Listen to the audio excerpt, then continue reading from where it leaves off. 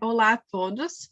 Eu, Heloísa e o Alisson vamos apresentar um pouquinho sobre o manejo integrado da doença conhecida como ferrugem asiática da soja, trazendo também alguns aspectos aí da doença.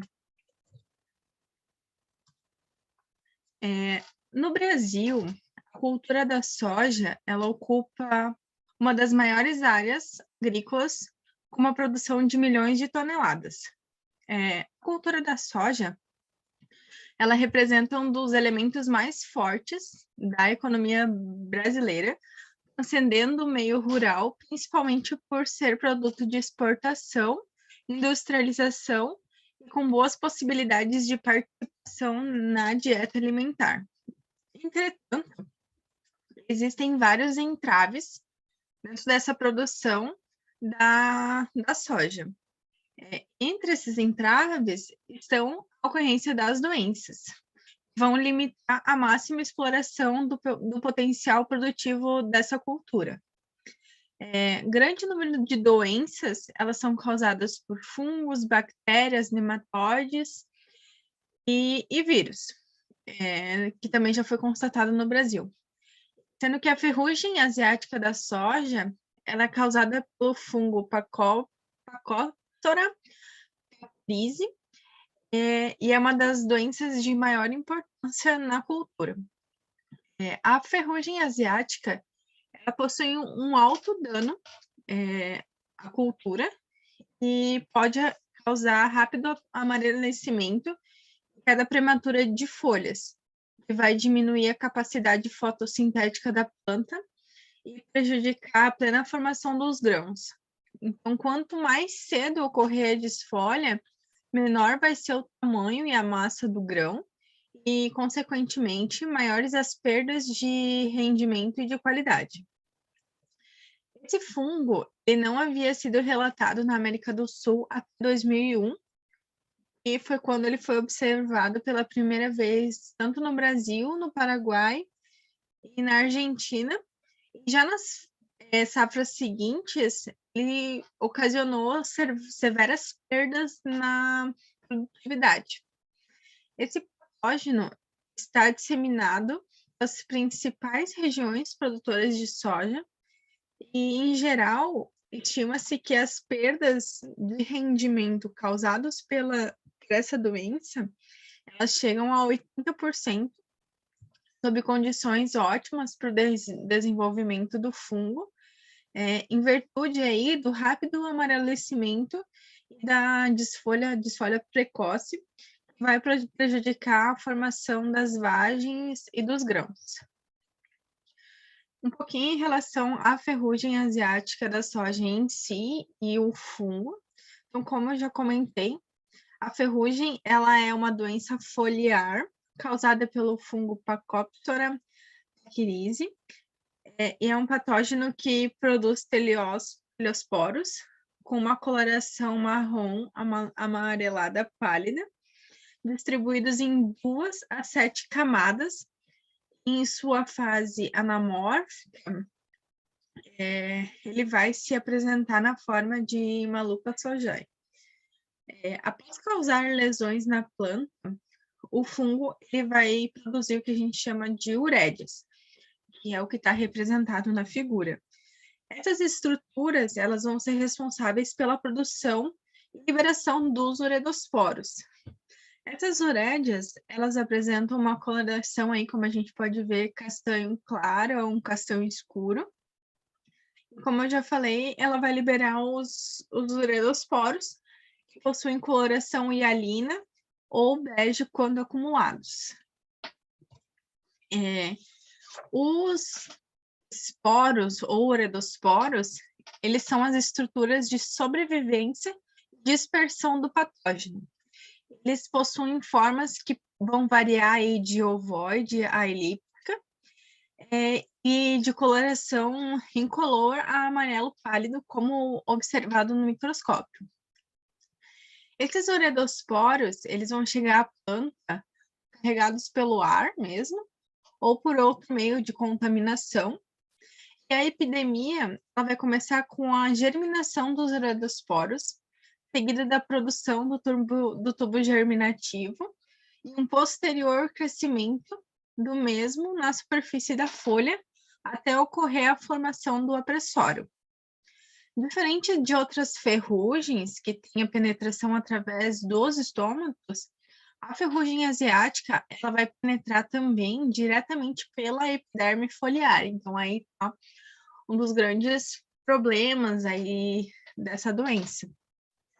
Os esporos desse fungo, eles são capazes de germinar em temperaturas variando de 8 a 36 graus, com uma faixa ótima entre 19 a 24 graus. Esse fungo é capaz de infectar a planta com temperaturas de entre 15 a 28 graus, desde que a superfície foliar ela permaneça úmida durante um período mínimo aí de 6 horas.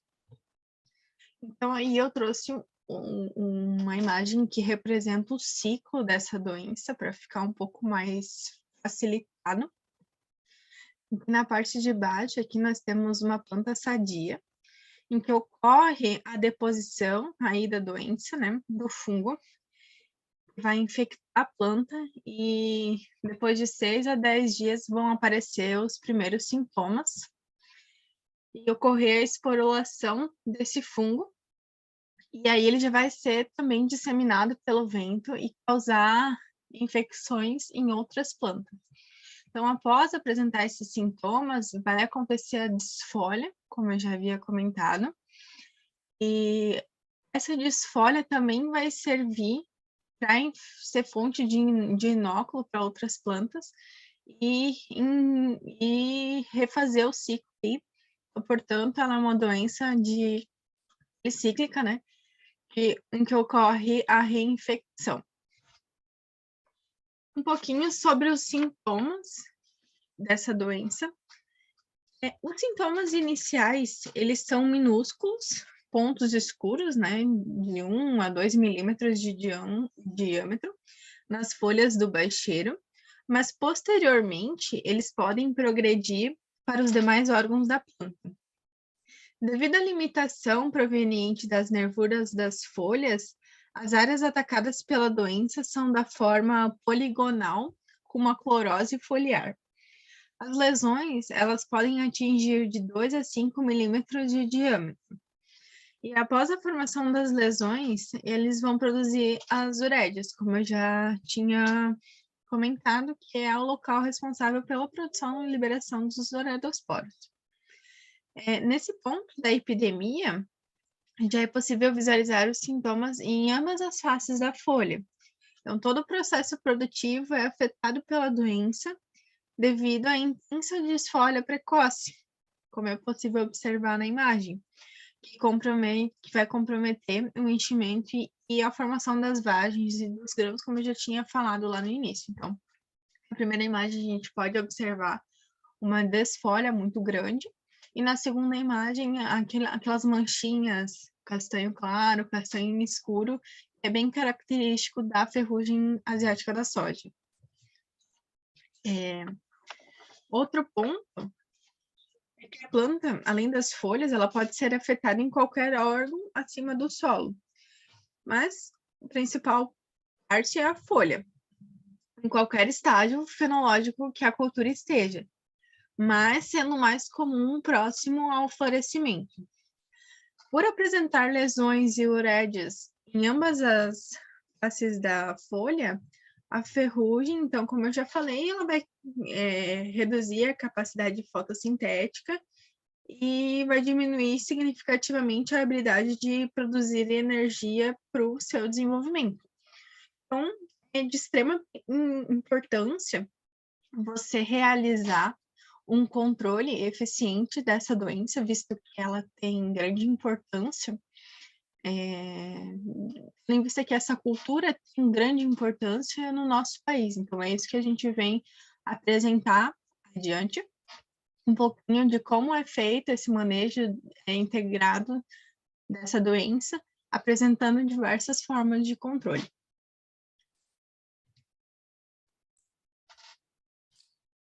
Então, eu vou falar sobre as estratégias de controle.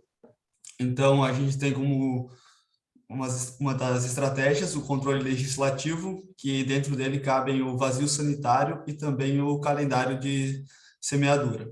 Temos o controle genético, que seria o uso de cultivares resistentes, e temos também o controle químico, que seria o uso de fungicidas. Eles podem ser sítios específicos ou multissítios. Eu trouxe aqui alguns exemplos de sítios específicos, seriam os triazóis, as carboxamidas e as estrobilulinas. Pode passar.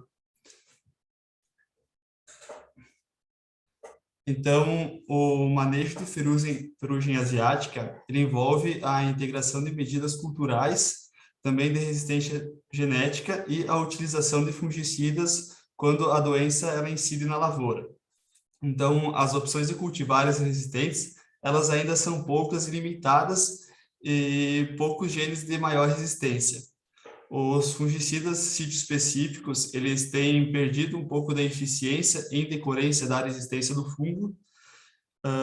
A integração das medidas de manejo, ela é essencial para evitar a redução de produtividade, porque a variabilidade do fungo, ela vem ameaçando a estabilidade da produção da cultura da soja. Então, essas estratégias, elas foram estabelecidas levando em conta as características já conhecidas do fungo causador da ferrugem, as constatações a campo da forma de condução do sistema de produção versus o comportamento do vírus, do fungo, e também dos resultados de pesquisa de diversas instituições do Brasil e do exterior sobre o pato-sistema. Aqui nessa imagem, eu trouxe um coletor de esporos, que ele é usado a campo. Então, é uma haste, geralmente de metal, um tubo de PVC, e dentro desse tubo de PVC é por onde passa o vento que carrega os esporos. Então, ali dentro tem uma lamínula, daquela que você coloca no microscópio, tem uma fita adesiva, então os esporos eles passam por aí dentro e grudam na fita adesiva. Pode passar. Então, agora eu vou falar um pouco do controle legislativo. Então, agora, mais especificamente ali do vazio sanitário. O vazio sanitário, ele é um período mínimo de 60 dias sem a presença de plantas de soja no campo, no caso, durante a entre-safra. Esse período ele foi definido com base na maior sobrevivência de esporos que foi relatada. Essa sobrevivência foi de 55 dias em folhas de soja infectadas e armazenadas à sombra. Então, o objetivo do vazio sanitário é a redução de inóculo do fungo durante a entre-safra, por meio da eliminação do principal hospedeiro, no caso a soja. Então, e o resultado esperado com o vazio sanitário é o atraso nas primeiras ocorrências da ferrugem asiática na safra, diminuindo assim a possibilidade da ocorrência de doenças nos estádios iniciais do desenvolvimento da soja nas primeiras semeaduras, e também, consequentemente, podendo reduzir o número de aplicações de fungicidas necessárias para o controle.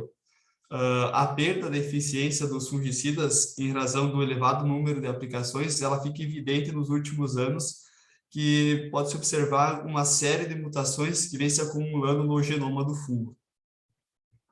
Pode passar.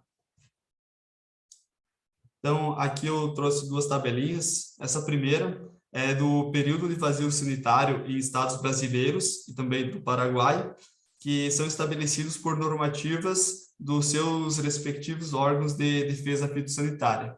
Então, aqui, como exemplo, aqui, ó, tem Santa Catarina, que ela tem o período de vazio sanitário que vai de 15 de junho a 15 de setembro.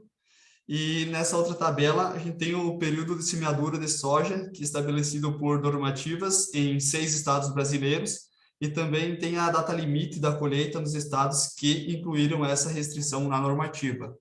Seriam os que incluíram a restrição na colheita foram Bahia e Mato Grosso. E agora eu não consigo ver aqui do Santa Catarina por causa da ABIA, mas pode passar.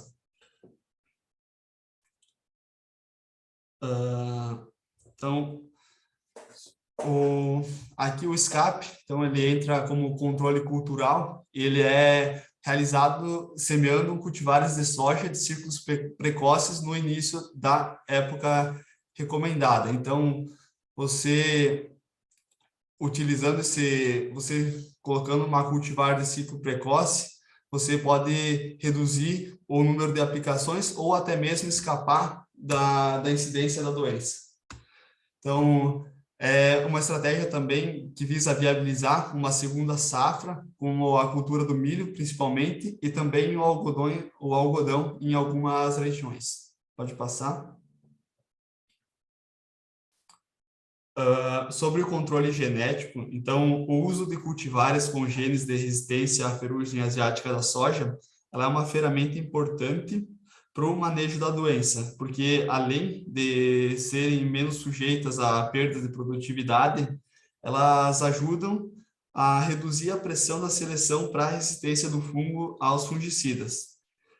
A diferença entre as cultivares suscetíveis e as cultivares resistentes está no tipo da lesão que o fungo causa nas plantas. Então, as cultivares suscetíveis, elas apresentam lesões TAM, que é um termo em inglês que significa marrom claro. Ela produz grande quantidade de uredosporos, o que leva a um rápido aumento do número de lesões nas folhas, que vai causar o amarelecimento e a desfolha prematura das plantas. Já as cultivares resistentes, elas apresentam lesões LB, também é um termo em inglês, que é marrom avermelhado, que é em relação também à coloração. Essas lesões, elas são maiores que as lesões TAM, elas também produzem pouco ou nenhum uredosporo, depende do gene, e por ter o seu desenvolvimento limitado pela reação de resistência da planta, elas não causam o amarelecimento da folha e a queda prematura, não tão intensa quando comparados às lesões TAM em cultivares suscetíveis. Então, as cultivares resistentes, elas não são imunes à ferrugem asiática, porque o fungo ele ainda consegue causar lesões nas plantas, por isso que o uso dessas cultivares ela não dispensa a adoção de outras medidas de manejo para a doença, incluindo a pulverização com fungicida. O uso de cultivares resistentes como estratégia única de manejo tem as mesmas limitações que o uso de fungicidas, porque pode haver seleção para a população capaz de quebrar a resistência dessas cultivares. Pode passar. Então, sobre o controle químico, baseando-se assim no espectro de ação, os fungicidas eles podem ser classificados em sítios específicos ou multissítios. Os fungicidas sítios específicos, eles são ativos contra um único ponto de via metabólica do patógeno, ou contra alguma enzima ou proteína que é necessária para a sobrevivência do fungo. Uma vez que esses fungicidas eles são específicos na sua toxicidade, eles podem ser absorvidos pelas plantas e tendem a ter propriedade sistêmica. Então, dentre os principais modos de ação sítios específicos utilizados no controle da ferrugem asiática, a gente pode destacar os inibidores da desmetilação, que seriam os triazóis, os inibidores da quinona externa, que são as estrobilurinas, e os inibidores da enzima succinato desidrogenase, que seriam as carboxamidas. Pode passar.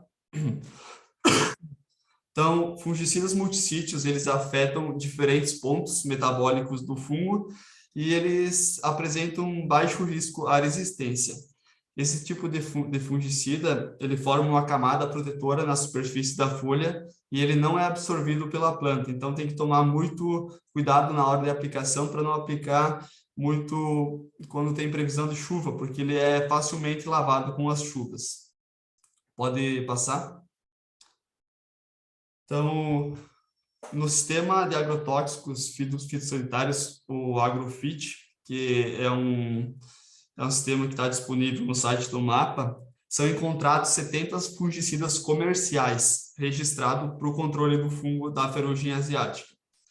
Entre esses fungicidas comerciais, estão registrados fungicidas clone, que seriam o mesmo fungicida com um nome comercial diferente, e fungicidas genéricos também, que seriam produtos com o mesmo princípio ativo.